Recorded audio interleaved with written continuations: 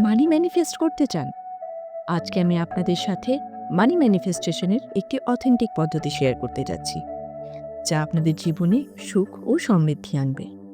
প্রথমেই একটি শান্ত পরিবেশে বসে কয়েকটি গভীর শ্বাস নিন।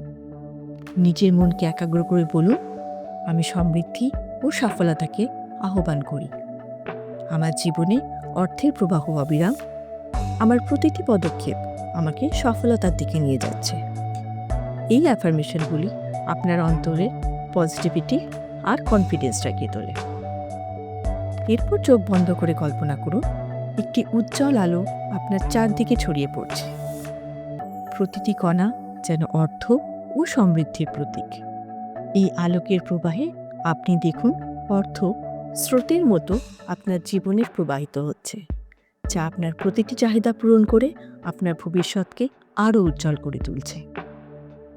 সবশেষে আপনার অন্তরে কৃতজ্ঞতার ভাব আনুন।